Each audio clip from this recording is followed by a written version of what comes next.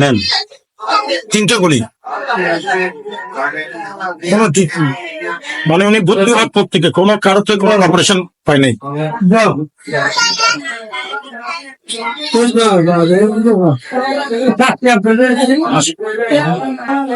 দূরে গেলে আপনি কথা বলতে পারবেন না, ক্লোজ করে নেন, কারণ ওনার ভয়েস আসবে না, ভয়েসটা ওনার কাছে দেখে নেন। হ্যাঁ, আমার ছেলে গত মাসের 18 তারিখে বৃহস্পতিবার ছিল।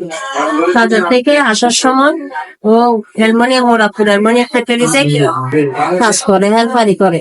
ওখান থেকে আসার সময় গুলি খাইছিল 5:30টায়, কিন্তু ওকে আমরা সারা রাত করছি, পাইনি। শুক্রবারে 12টা বাজে খাইছি সকাল। এরপরে আসার পরে ওই কেজি মেডিতে কিছু পাইছি, পাওয়ার পরে 7 দিনের দিন আমাকে রিলিজ করে দিয়েছে, কারণ আমার কেউ গার্জিয়ান ছিল না, আমার একটু সমস্যা খারাপ ছিল দেখে ওরা আমাকে রিলিজ করে দিচ্ছে। কিন্তু আমি ঘর থেকে কিছু তো জানি না। এরপর আমার বাচ্চাকে আমি বাসায় নিয়ে গেছি, বাসা থেকে নিয়ে গেছি 5 দিন। ওর পাটা আবার অবশ্যই গেছে, আবার আমি মেডিকেলে আবার ভর্তি হয়েছি 28 তারিখে। এরপরে 28 তারিখে যখন ভর্তি হয়েছি আমি ইয়াতে ছিলাম, 79 নম্বর ওয়ার্ডে ছিলাম। ওখানে 4 দিন ছিল, ওখানে তো আমি চিকিৎসা চলে নেই। এরপরে 79 থেকে আমাকে 27 নম্বর ওয়ার্ডে ভর্তি করা হয়েছে। হ্যাঁ, 27 নম্বর ওয়ার্ডে আবার রিলিজ করছে ওনারা 79 থেকে। 27 নম্বরে ওয়ার্ডে যখন রিলিজ করছে, ডাক্তাররা সবাই দেখছে, দেখার পরে ওখানে ডাক্তার সবাই চিকিৎসা করছে, কিন্তু ওর আন্ডারে যে ডাক্তারটা করছে সে আমাকে স্বইচ্ছায় আমার ছেলেকে আমাকে মানে বাইর দেওয়ার জন্য মানে একদম আমার পিছনে রেখেছিল।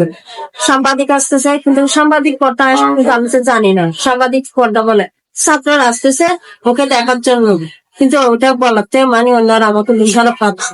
ওই ডাক্তারটা আপনাকে বলি, উনি ভর্তি হওয়ার পরে আজ থেকে নিয়ে আজ অবধি আপনি কোনো দাতব্য প্রতিষ্ঠান থেকে অথবা আমাদের এই যে মেডিকেল থেকে গতকাল আপনার ধর্ম উপদেষ্টা হাসপাতাল ভিজিট করেছিল, পার্শ্ববর্তী ওয়ার্ডেও ছিল, একটা ফাউন্ডেশন থেকে দেওয়া হয়েছে। আপনার বাচ্চার ট্রিটমেন্টের ব্যাপারে আপনি সহযোগিতা পেয়েছেন? আমাকে ছাত্ররা দিচ্ছিল 3,000 টাকা 2,000 টাকা মানে এভাবে আমাদেরকে দিচ্ছিল। যাওয়ার পরে এবং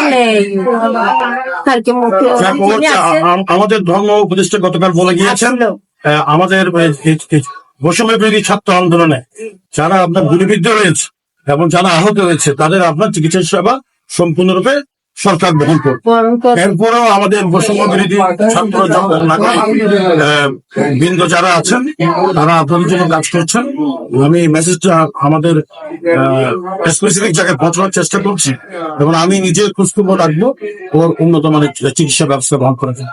একটু দৃষ্টি আকর্ষণ করছি, এই বাচ্চাটা বয়স কত আনুমানিক 15 বছর।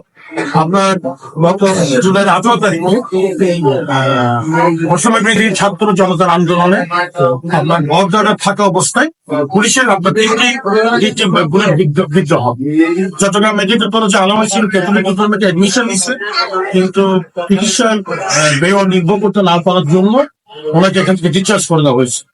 পরে অবস্থা আপনার প্যাকেটিক হওয়ার পরে ডাউন হওয়ার পরে আবার পুনরায় সার্জারি ক্লিনিক 2 1 নম্বর হচ্ছে 3 অ্যাডমিশন আছে।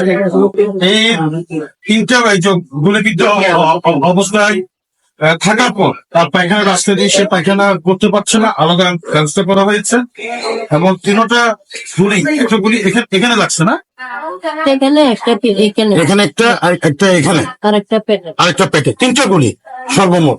তা আমি চট্টগ্রামে আমরা কাজ করছি, মানবিক চট্টগ্রামে প্রেসিডেন্সিয়াল দায়িত্ব পালন করছে আমাদের তরফ থেকে। আমরা যতটুকু সম্ভব চিকিৎসার জন্য আমরা দেব। এরপরও চট্টগ্রামে অনেক বড় বড় প্রতিষ্ঠান রয়েছে, অনেক চ্যারিটেবল অর্গানাইজেশন রয়েছে, সকলের দৃষ্টি আকর্ষণ করছে এই মাসুম বাচ্চার চিকিৎসার সেবার দিকে আমরা যদি এগিয়ে আসি তাহলে সে সুস্থ হবে এবং আগামী প্রজন্মের কাছে সাক্ষী হিসাবে দাঁড়াবে বৈষম্য বিরোধী ছাত্র নাগরিক আন্দোলনে তাদের ভূমিকাটা কত ছিল। সকলের দৃষ্টি আকর্ষণ করছে আমরা